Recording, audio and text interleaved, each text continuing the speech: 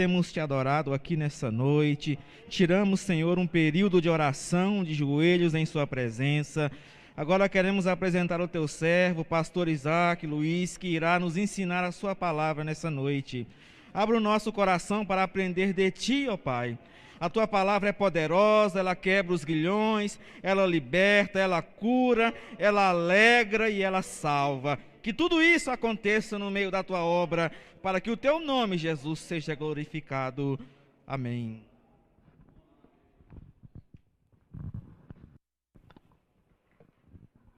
Glória a Jesus.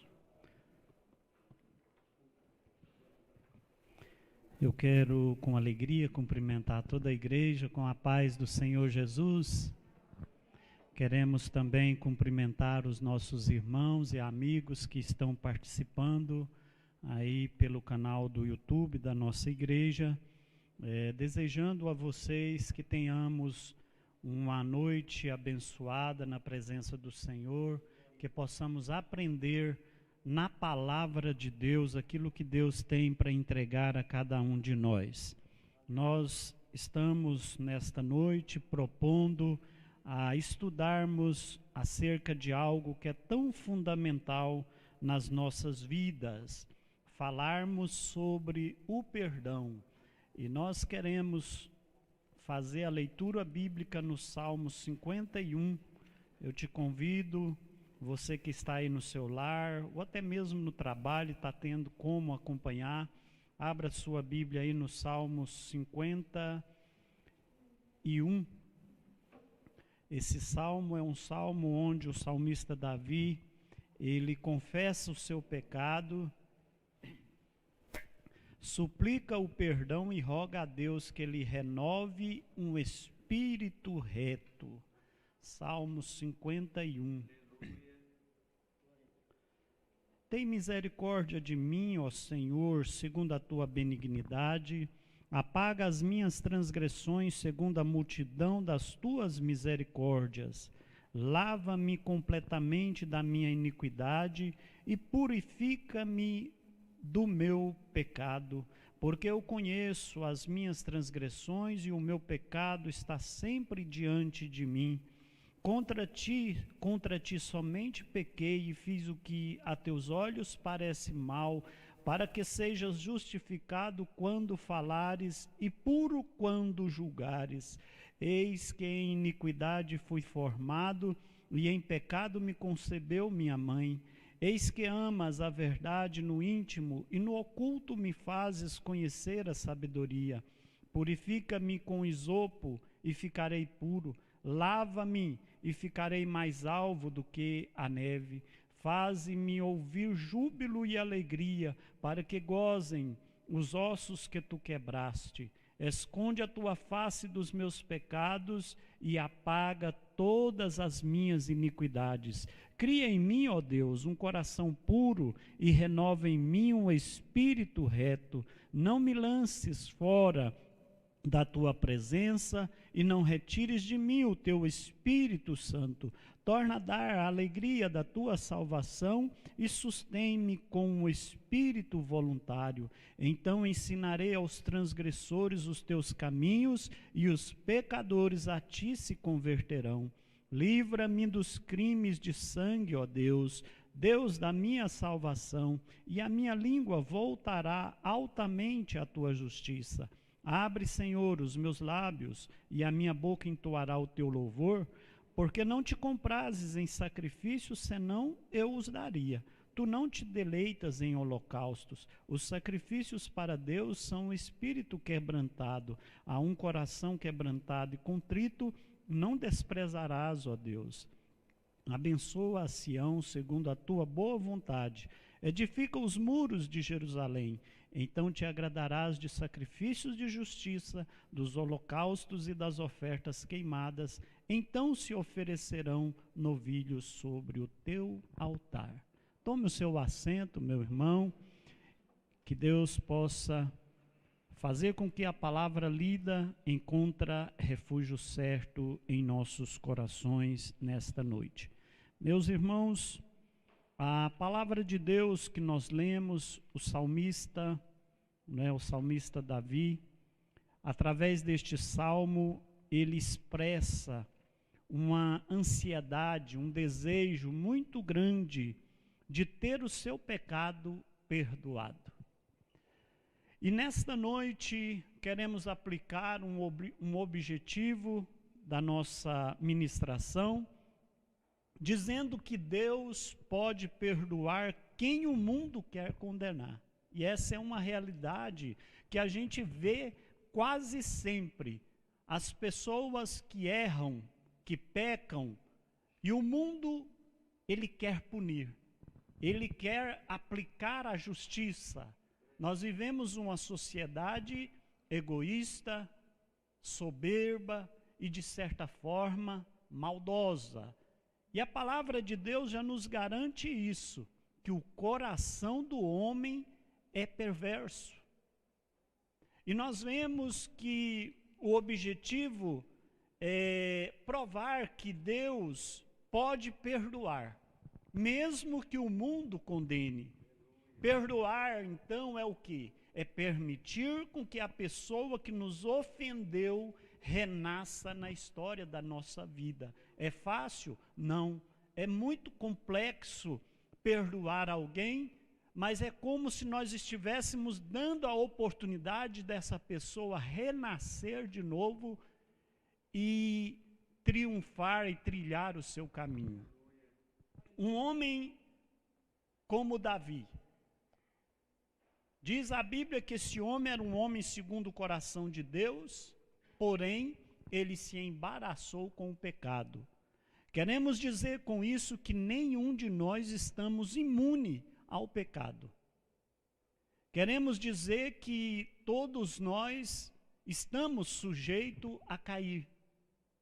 Ninguém está imune neste corpo terreno, nesse corpo físico, assim como o rei Davi. E esse pecado cometido lhe causou traumas pessoais, momentos de depressão, de desespero. Pastor, mas o rei Davi, ele foi oprimido, ele ficou em depressão profunda e atormentado pelo seu pecado. Contudo, sua experiência de humildade, o arrependimento, nos ensina o caminho dos que querem ter comunhão íntima com Deus, e esse caso aqui, Davi foi restaurado. Nós vamos ver aqui que ele começa o Salmo 51 clamando por misericórdia. Isso já denota uma necessidade, um arrependimento pelos seus pecados. É fácil entendermos quando alguém comete um erro, comete um pecado, e ele está pronto para ser perdoado. Ou seja, é fácil descobrir o arrependimento. Como assim, pastor? Geralmente a pessoa que erra, que peca, e ele ainda não se arrependeu, ele começa a culpar outros. Ele não está arrependido. Ah, mas eu fui levado a isso. Ah, mas alguém fez isso.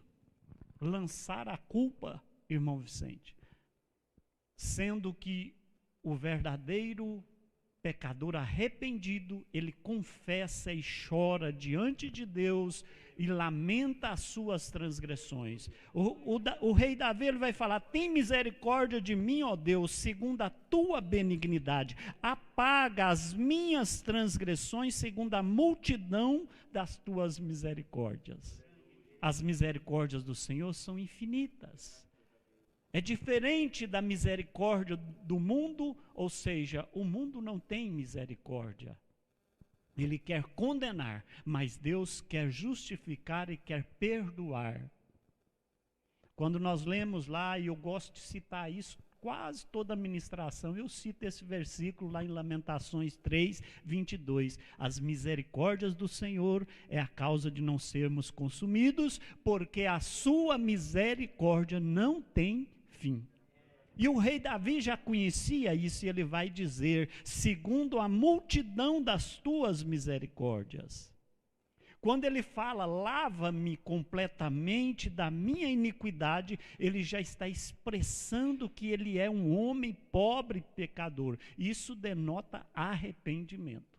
Ao contrário de pessoas que às vezes erram e ele começa a julgar e culpar e a se defender. Não tem defesa. Pecou, prostra-se aos pés do Senhor Jesus, porque ele tem o perdão para conceder. Então, meus amados, nós vamos entendendo o texto lido. Para falarmos de perdão, é preciso de falarmos automaticamente de consciência, que diz, a consciência, ela é o acusador, ela é um acusador necessário, não é como o diabo, porque o diabo também é chamado de acusador. Só que o diabo às vezes acusa de um pecado já perdoado, e a consciência acusa algo que precisa ser perdoado. Então nós vamos ver que o clamor do culpado, a primeira coisa que ele faz é pedir misericórdia a Deus. Tem misericórdia de mim, ó Deus, segundo a tua benignidade. Apaga as minhas transgressões segundo a multidão dos teus ou das tuas misericórdias. Nós vamos ver que ele clama a Deus lá no profundo, das profundezas. O Salmo 130, o versículo 1 vai dizer, das profundezas a ti clamo, ó Deus. Quantas pessoas estão no erro, e quando chega o arrependimento, ele sente lá no fundo do poço, está na hora certa de você confessar as suas iniquidades e receber o perdão de Deus. Ele reconhece que está rodeado de males. O Salmo 40, versículo 12 vai dizer, porque males sem número me têm rodeado. Ele sente o coração desfalecido, lá no Salmo 40, versículo 2, e o 40, 12b vai falar assim, ó, as minhas iniquidades me prenderam. O pecado, irmãos, se transforma num perseguidor e acusador permanente. O pecado é capaz de deixar uma pessoa doente. Se ele não se cuidar, se ele não se confessar, o pecado adoece, leva à morte física e até espiritual e até física. O pecado é capaz de fazer isso. No versículo 3, a parte B, o salmista vai dizer, o meu pecado está sempre diante de mim. Ele está sempre se apresentando. Mas é importante entendermos também o arrependimento do culpado. Primeiro, ele chama seu próprio pecado de loucura. Isso é sinal de que está reconhecendo. Eu fui um louco, eu pequei, eu cometi um erro. Isso é sinal de arrependimento. A palavra de Deus vai nos dizer, as minhas chagas cheiram mal, porque estão corruptas por causa da minha loucura. Isso o salmista expressando, não é?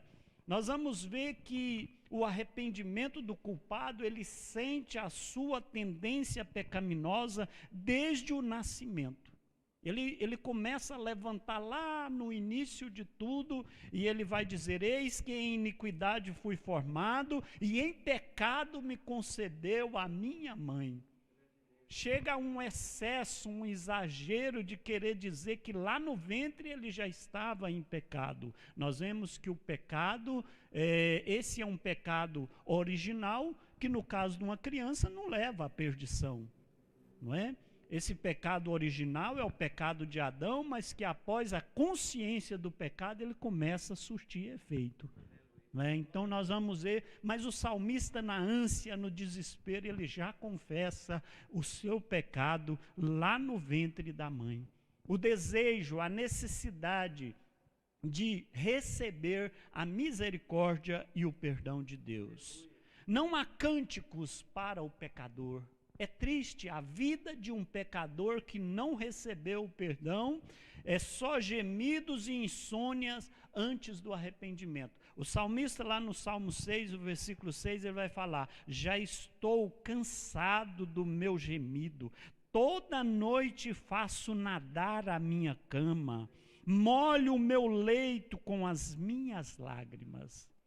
Essa é a situação do pecador que não recebeu ainda o perdão de Deus. Nós precisamos entender essa necessidade.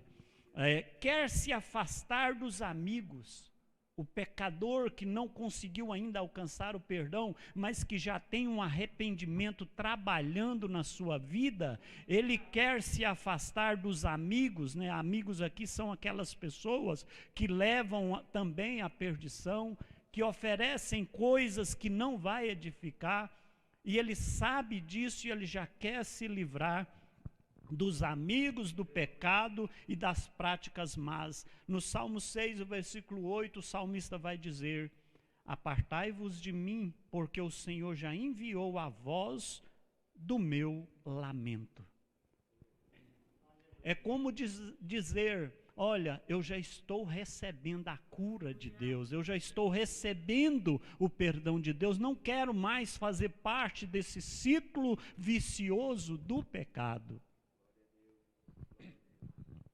Outro ponto que nós precisamos entender é que o arrependimento do culpado faz com que ele deseja sair desse lamaçal e da correnteza das águas, né? Ele vai falar no Salmo 69, versículo 1 e 2, fala assim: olha, livra-me, ó Deus, pois as águas enterraram até a minha alma. Tamanha era a angústia do salmista. E depois ele vai falar: atolei em um profundo lamaçal. Então, meus irmãos, o pecado é capaz de causar um estrago muito grande. E aí, nós vamos ver no Salmo 32, o versículo 3 e 4, quando há de fato a confissão do pecado. Antes da confissão é só dor e frustração. Não é? Porque o salmista vai falar lá no Salmo 32, ele fala assim: olha, enquanto calei, envelheceram os meus ossos de dia e de noite, a tua mão pesava sobre mim, o meu humor tornou-se em sequidão de estio. Ou seja, a pessoa, quando ele não confessa, ele vai sofrendo. Ele vai sentindo os seus ossos, o seu corpo se definhando, porque não está acontecendo o agir de Deus, porque ainda não houve confissão, arrependimento, mas a angústia está corroendo.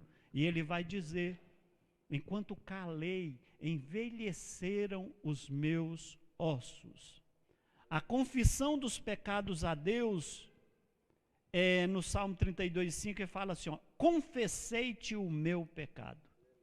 E aí, meus irmãos, na confissão não tem justificativa. Eu aprendi desde tempos, tem um provérbio que se diz aí, que justificativa é sinal de incompetência. Então, isso vale também para quem está na prática do pecado. Querer justificar o seu pecado é um sinal de incompetência, porque o que se faz é assumir o seu erro, assumir a sua falha e aproximar-se de Deus, que é perdoador. Então, acontece muito, até lá na nossa vida secular, a pessoa erra, a pessoa falha e começa a se justificar demais. Não, isso não é correto. O correto é fazer bem feito. O correto é fazer o que precisa ser feito. E se justificar demais, aí as pessoas vão dizer: olha, é sinal de incompetência. Agora, na vida espiritual, também precisamos entender que não se justifica, mas assume toda a culpa e se lança aos pés do Senhor Jesus. A confissão, então, meus amados, nesse caso aqui, é o alívio da consciência. A palavra de Deus vai dizer, né, o que confessa e deixa alcança misericórdia, e é isso que nós precisamos buscar. Eu queria falar com os irmãos algo com respeito mais profundo a respeito do perdão. Existem alguns mitos sobre perdão, porque não é tão simples falar de perdoar. Eu já vi muitas pessoas dizer, olha, eu não perdoo. Eu já vi muitas pessoas dizer, eu perdoei já, mas não consegue nem olhar na cara da pessoa. Se vê a pessoa, sente mal, sente um rancor. Então isso é perdão? Não. Mas nós queremos mostrar alguns quesitos importantes para a gente aprender a liberar perdão e ser perdoado. Existem alguns mitos sobre o perdão que nós precisamos eliminar da nossa vida.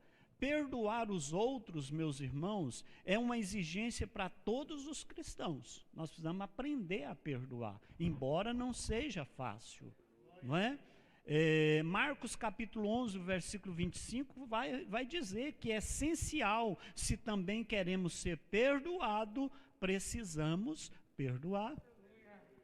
Precisamos entender que o perdão, não é, se perdoar fosse tão fácil, não usaríamos essa expressão, liberar o perdão. É algo que você tem que liberar. Não é algo simples, mas é algo necessário. Perdoar é esquecer? Não. Vamos entender isso? Como isso funciona, pastor? É muito comum ouvirmos de quem perdoou, não deve lembrar a situação que fez com que tivesse que perdoar. Ou seja, perdoar é esquecer. Não é bem assim. Não é isso que nós estamos querendo dizer. Então, será que quando nós perdoamos, Deus apaga a nossa memória? Não. Ou seja, perdão não é amnésia. Deu um apagão e agora não se lembra mais. Vamos explicar a diferença disso aí.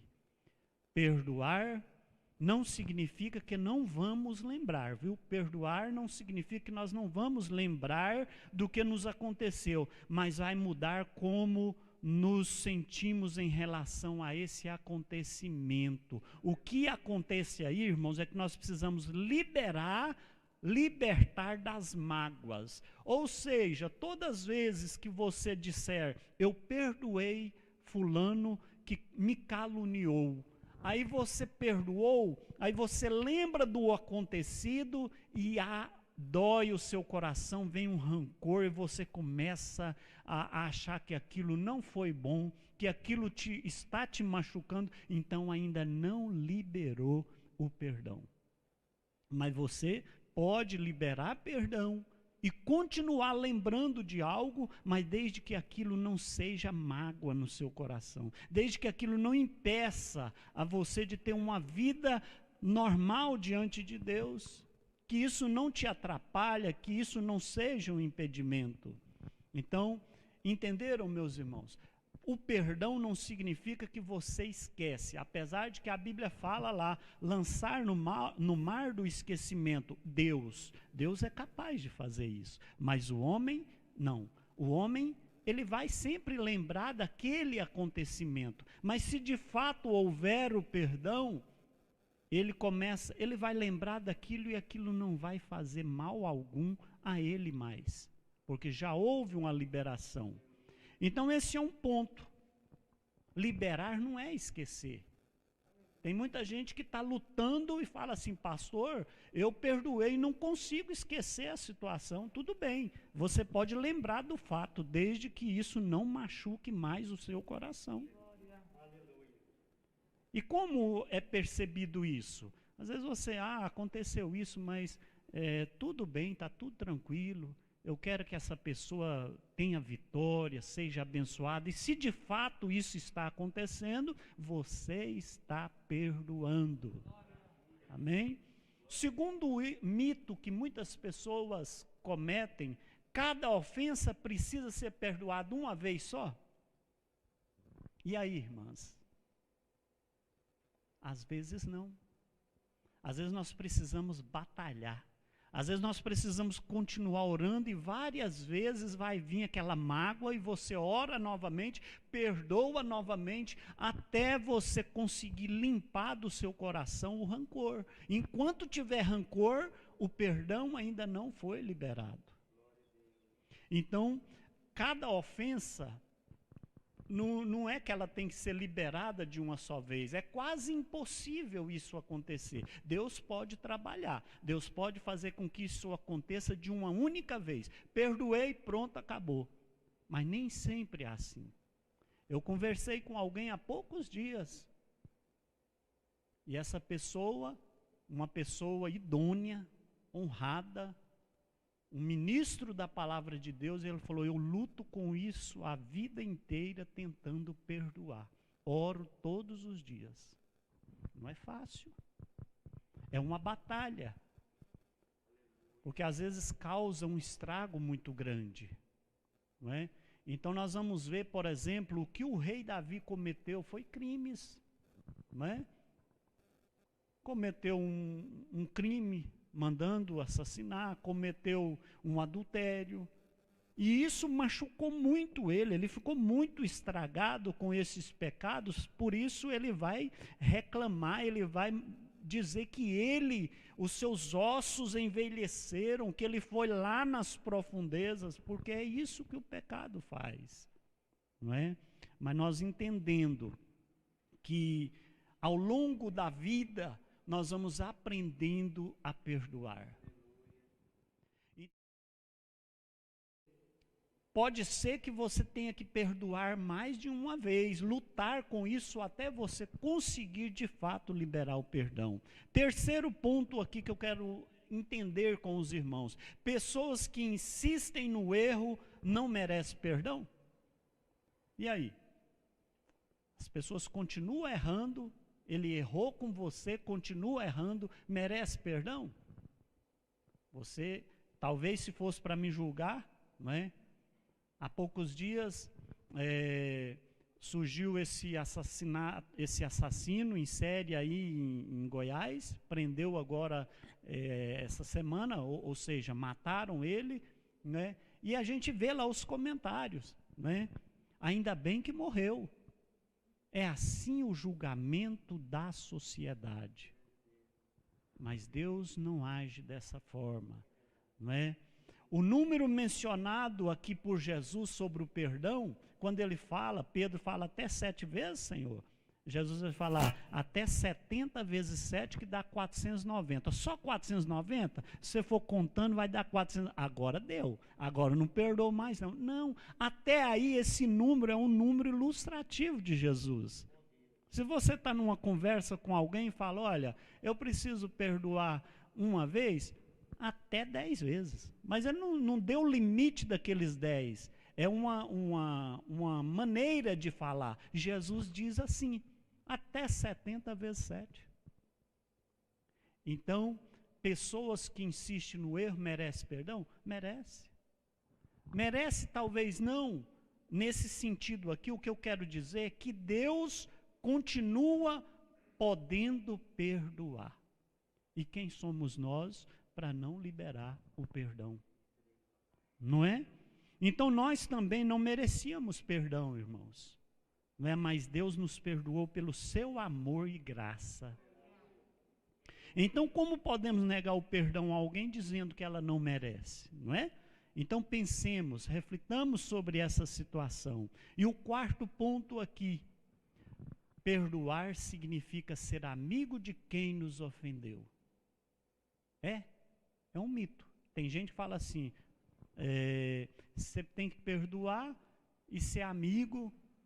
Eu vou explicar para os irmãos uma situação que talvez vai favorecer você a liberar perdão. Quando você perdoa alguém, não significa que você tem que ser amigo dessa pessoa. Ou seja, o que nós precisamos entender: se você perdoou verdadeiramente a pessoa, você não tem a obrigação de conviver pessoalmente com essa pessoa. Deixa ela levar a vida dela. Você não pode ter ódio e nem ser inimigo dela. Mas você não precisa ter esse relacionamento que talvez você tinha antes do pecado, antes da traição, ou antes dela te magoar ou te ferir. A palavra de Deus vai nos dizer lá em Romanos 12, e versículo 18, se possível, se for possível, tenha, enquanto estiver em vós, enquanto depender de vós, tendes paz com todos os homens. Não é assim que diz a palavra de Deus? Então você não precisa ficar mantendo o seu relacionamento de visita, de amizade, de distribuir. Antes, pastor, nós éramos igual irmãs. Eu mandava comida lá, ela devolvia, eu levava agrado a ela, ela mandava agrado para mim, a gente trocava presente, e agora eu não consigo, então eu não estou perdoando. Não, significa que você precisa perdoar, desejar o bem dessa pessoa, mas a Bíblia vai dizer que, se for possível, quando estiver em vós, tendes paz com todos os homens. Mas se você sentir que aquela amizade é perigosa, então, entenderam, irmãos? Depois vocês não vão dizer, o pastor disse que nós não precisamos ser amigo. Não é isso que eu estou dizendo. Se essa amizade, de certa forma, te prejudica, você não consegue conviver com aquela pessoa sem criar ferpas, né? Sem criar atritos, então, se for possível, quando estiver em vós, tendes paz com todos os homens. Se for possível. Mas a Bíblia fala, temos que ter comunhão com o próximo e comunhão com Deus. Né? Isso é bem claro na palavra de Deus. E o quinto ponto desses mitos que as pessoas têm por aí, para perdoar o outro tem que pedir desculpa. Né? Aquela pessoa que te ofendeu tem que te pedir perdão para você perdoar? Não. Nós vamos entender, importante, o ato de perdoar não depende do arrependimento da outra pessoa. Pastor, alguém me caluniou e eu estou sentindo mal com isso. Só que eu preciso perdoar para mim ser abençoado. Mas eu estou vendo essa pessoa fazer mal com outros do mesmo jeito. Como é que faz isso? Perdoa ela, independente do arrependimento dela. Aí nós vamos voltar na mesma estaca. Quem promove o arrependimento é o Espírito Santo, e primeiro a pessoa tem que conhecer a Cristo, e não primeiro ela arrepender para conhecer a Cristo. Os irmãos entenderam? Primeiro ela tem que conhecer a Jesus Cristo, para depois ela ter facilidade de arrependimento. Enquanto não conhecer Jesus e saber quem é Jesus, às vezes a pessoa não consegue arrepender-se do mal que tem causado. Mas nós vamos entender que o ato de perdoar não depende do arrependimento da outra pessoa. Deus nos perdoou quando? Antes do nosso arrependimento. Quando nós éramos pecadores. Quando o diabo foi acusar Martinho Lutero, né, ele acusava ele, olha, você é um pecador. Martinho Lutero pôde dizer para ele, diz a história, que Martinho Lutero cortou a garganta do diabo com a espada. Quando ele diz, olha, de fato, mas ele veio e morreu para os pecadores. E eu estou incluído nesses pecadores aí. Então, meus irmãos, não é totalmente bíblico dizer, eu só vou perdoar quando alguém se arrepender. Não é bíblico. Né? O que nós precisamos entender, eu quero receber a bênção de Deus, eu fui atingido, eu fui machucado, magoado, eu perdoo, e o arrependimento fica por conta da pessoa que ofendeu. Amém, irmãos? Estão entendendo? O último ponto que eu queria compartilhar nesse quesito de mitos do perdão: perdoar é algo que eu preciso fazer sozinho? Eu sozinho consigo resolver? Eu estou ofendido, eu estou magoado e eu não consigo perdoar. Eu te digo que é necessário você compartilhar com pessoa idônea que é capaz de te orientar. Quem são essas pessoas? Primeiro, o pastor da igreja. Ele precisa ser alguém que tenha condições de te orientar na prática do perdão. Agora, se você for procurar um ímpio, eu preciso perdoar uma pessoa, não estou conseguindo, como é que eu faço? Rapaz, chega lá e faz o mesmo que ele fez com você. Não leva desaforo para casa? Não é assim? Porque a Bíblia diz que o coração do homem é mau por consequência. Mas se você quer liberar o perdão e não consegue sozinho, procura o pastor da igreja, procura o ministério, os obreiros, procura seus pais, que quer o bem para você, e você vai conseguir. Então, é um mito dizer que você consegue liberar o perdão sozinho, porque naquela hora de ânsia, de angústia, de amargura, a tendência é querer vingar, é querer fazer justiça. Aí quando vem o aconselhamento, o Espírito Santo de Deus vai trabalhando e você consegue liberar o perdão. Quantos casamentos estão praticamente arruinados e depois que começa um diálogo de orientação e aconselhamento, há restauração. Mas se depender da pessoa sozinha é muito difícil. Então esse é um mito, né? Fale com o seu líder, mencione a sua dificuldade, peça oração. Então uma pessoa que seja madura na fé ajudará a lidar com esses sentimentos, né? E assim, irmãos, a questão do perdão. Quem precisa ser perdoado? Ah, pastor, eu acho que fulano não merece perdão, não. Não podemos, né, dizer isso.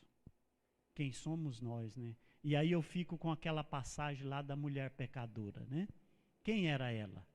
Uma mulher que vivia na prática do pecado. E os homens da época, os fariseus, querendo achar uma brecha para pegar Jesus, eles prendem aquela mulher. Jesus tinha descido de Jerusalém, estava indo em direção ao templo, eles chegam com aquela mulher, que situação humilhante, certamente arrastando ela, joga aos pés de Jesus e diz: olha, Senhor, na lei de Moisés, essa mulher tem que ser apedrejada. Diz a Bíblia que Jesus, ele abaixa e ele escreve com o dedo na terra.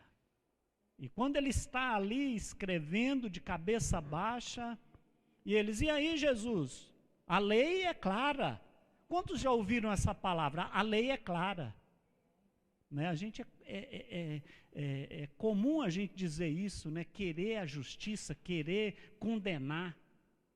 Nós sempre queremos condenar, mas aqui nós vamos ver, Jesus, ele continua ali escrevendo. Daqui a pouco eles pressionam mais ainda. E aí, Jesus? Como fazer? Nós vamos ver que Jesus vai dizer só assim: quem não tem pecado, atire a primeira pedra. A palavra de Deus vai nos dizer, irmãos, que eu acho mais interessante. A palavra de Deus lá naquela passagem vai dizer, irmão Florentino, que eles acusados pela consciência, e nós vamos falar disso agora, de consciência, acusados pela consciência, eles vão saindo um a um, começando pelos mais velhos, irmão Vicente. É assim que a Bíblia fala. Vai saindo um a um, começando pelos mais velhos, acusados pela consciência. A hora que Jesus fala do pecado, o camarada: uai, e aquilo que eu fiz? E eu estou aqui querendo julgar. E aí vai saindo um a um, e a mulher sozinha, ela olha para Jesus: onde estão os seus acusadores, mulher? Então, se ninguém te acusou, nem eu, vai-te em paz e não peques mais. Amém? E aí, meus irmãos, dizer que a falta, né? A palavra de Deus, quando o apóstolo Paulo escreve a primeira epístola a Timóteo, no capítulo 1, versículo 19, ele orienta Timóteo com base em algumas rejeições de perdão, né? O apóstolo Paulo vai dizer: tendo rejeitado a boa consciência, vieram a naufragar na fé. Então, a consciência é algo fundamental na vida do cristão. E é disso que eu queria falar um pouquinho antes do nosso horário se encerrar.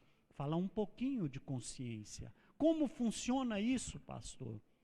Na verdade, irmãos, a falta de perdão é como um veneno. Diz um escritor que a falta do perdão é como um veneno. Tira a alegria, nos impede de viver a vida abundante que Deus quer que nós vivamos. Deus quer que nós vivamos vida abundante, mas quando o perdão não é liberado, nós passamos a viver uma frustração. Então, por isso, vamos pedir a Deus para ajudarmos a perdoar sempre. Quantas vezes, se eu perguntar aqui, irmãos, quantos de vocês foram ofendidos? Aí vocês vão todos dizer, eu já fui, pastor. E quantos de vocês já ofenderam? Talvez nós vamos, eu acho que não, pastor, não ofendi ninguém não, sou humilde. Não é assim, irmãos? Não é, irmã Nayanda?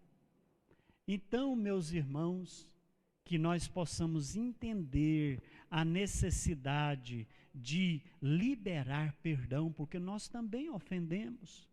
Nós também carecemos do perdão do próximo e do perdão de Deus. Então, perdoar, precisamos entender, não é esquecer, mas é não causar mais mágoa em nosso coração. Você vai lembrar daquilo, irmãos. Isso é normal. Vocês sabiam disso? Pessoa ofendida não precisa falar assim, pastor, eu não consigo esquecer, mas eu não tenho raiva mais da irmã ou do irmão, eu tenho a plena paz com ela. Beleza, então está tudo certo. Você de fato liberou o perdão. Você lembrou do episódio, mas não tem mais mágoa, não tem mais rancor no seu coração. Então, a mesma situação pode ter o fato de ter que perdoar várias vezes. Estou revisando o conteúdo aqui ministrado, né? Não existem pessoas que não merecem perdão. Todos merecem o perdão de Deus. Perdoar não significa que você tem que se reconciliar com o outro. O perdão você libera. E aí Jesus Cristo se incumbe de trabalhar no coração do ofensor e ele passa também a arrepender-se dos seus pecados. Caso contrário, irmãos, imagina você se você tivesse que realmente você só consegue o perdão de uma pessoa se a pessoa chegar para você e falar, eu te perdoo. E se essa pessoa morreu? E se essa pessoa foi para um outro país, para o exterior, e você não consegue um diálogo direto com ela? Mas você precisa liberar o perdão. E a outra parte será cuidada, é outra história, né? Então, precisamos entender isso. E a nossa consciência? O que é consciência, pastor? Eu vou citar um exemplo para vocês, e é um exemplo que vale muito para os jovens. É a questão de consciência. Eu estava lendo outro dia uma narrativa, diz que um jovem numa certa cidade, ele chegava na escola na segunda-feira às 8 da manhã, e aí os colegas, né, os amigos, ele já vinha encontrar com ele e dizia, e aí, ainda nessa onda de crente? E aquele jovem, ele girava a sua cabeça, o seu pensamento, consultava a sua consciência, a consciência dele incomodava ele com aquela pergunta, e ele dizia, sim, ainda estou nessa de crente. Na terça-feira ele chega, às 8 da manhã vem os seus colegas, e do mesmo jeito eles vão perguntar, e aí, ainda está nessa onda de crente? Aquele jovem, a sua cabeça gira, a sua consciência toca, e ele dá uma pensada, e ele vai dizer, talvez. Na quarta-feira ele chega do trabalho às 19 horas, a sua família diz para ele, estamos indo para a igreja, e você vai conosco? Ele gira na sua cabeça tudo o que ele já pensou lá na escola, e ele vai dizer assim, não, hoje eu não vou à igreja. Mas no outro dia, a sua consciência começa a acusá-lo. começa a girar e ele começa a se preocupar e se perturbar, e ele cai-se de joelho e clama a Deus e vai dizer: Senhor, o Senhor ainda me aceita? E a voz vai soar no ouvido dele: sim, eu aceito. Isso é consciência. Isso é ouvir a consciência. E nós precisamos entender como ouvir a consciência falar em nossos corações. É interessante, irmãos, que a consciência, ela se adapta às normas morais de seu ambiente. Quantos já viram falar: não, rapaz, você está achando que você pecou, você está achando que você cometeu um erro, um mal? É assim mesmo.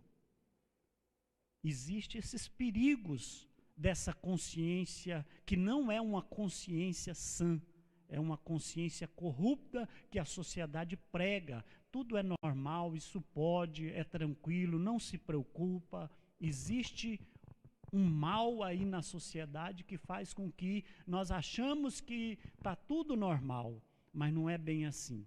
Não é? Nós precisamos entender. Eu queria citar mais um exemplo, e esse é interessante, eu achei muito interessante sobre essa questão da consciência. Diz que num determinado país socialista, chegaram alguns agricultores para o prefeito daquela cidade e chegou para ele e pôde dizer: olha, nós queríamos que o senhor explicasse para nós o que é dialética. A palavra muito usada, principalmente no socialismo, né? Uma palavra chique. Explica para nós. E ele disse: olha, não é simples explicar isso. É muito complicado explicar, mas eu posso dar um exemplo para vocês, e vocês podem, quem sabe, entender o que é dialética. Ele falou: olha, chegou 2 agricultores, um estava sujo e o outro estava limpo. E eu ofereci um banho a eles. Qual deles vocês acham que escolheu o banho, que aceitou o banho? E eles, mais que depressa: o sujo. E o prefeito pôde dizer: não, o limpo. Por quê? Porque o limpo já está acostumado com o banho. E o sujo, não é? Também já está acostumado a ficar sujo. Então, qual dos dois escolheria o banho? E eles disseram: o limpo. E ele: não. Porque o limpo já está limpo. E o sujo precisa tomar banho. Qual deles vocês escolheriam para tomar o banho? E eles disseram novamente: o sujo. Ele disse: não, ambos podem escolher o banho. E eles puderam dizer: mas como assim? Todas as propostas suas a gente responde, você só quer a resposta do seu jeito. Ele pôde dizer: olha, ambos, porque o sujo precisa tomar o seu banho, o limpo está acostumado a banhar sempre. E assim é a consciência, é a dialética, vai de acordo com aquilo que a gente quer que seja. A gente consegue implantar esses padrões, mas não é assim na vida cristã, viu? A consciência é essa aí fora, a gente acha as alternativas conforme o nosso bem-querer. Mas para o cristão, nós vamos ver o que é a consciência. Para o cristão, a consciência é como está escrito lá em Hebreus, capítulo 10, versículo 22. Aproximemo-nos com sincero coração, em plena certeza de fé, tendo o coração purificado de má consciência e lavado o corpo com água pura. Sabe o que é uma má consciência? E ela parece ser legal? Lá numa empresa, o trabalhador chega para o colega e diz: olha, eu uso as ferramentas do patrão e não devolvo. Aí, aquele que tem uma consciência limpa e pura, ele fala, eu não uso as ferramentas dele e não fico com elas porque eu não acho correto. Então existe essa questão de consciência pura, porque aqueles que usam as ferramentas do patrão entendem que é da fábrica, mas aquele que tem a consciência pura, ele sabe que tem um limite, ele não pode fazer tal ato. Amém, irmãos? Estão entendendo o que vem a ser essa questão do perdão, a questão da consciência, quando ela acusa, ela trabalha para o bem daqueles que querem ter consciência limpa, pura e tranquila. Agora o mundo aí fora acha uma forma de burlar essa consciência. E a Bíblia já fala da consciência cauterizada. Qual que é? É aquela que as pessoas vão praticando o erro e achando que tudo está normal. Daqui a pouquinho ele nem pensa, daqui a pouquinho ela deixa de acusar. É automático. É automático. Por que ela acusa? Porque foge dos padrões morais. Mas quando há uma repetição, a consciência vai entender que aquilo é normal.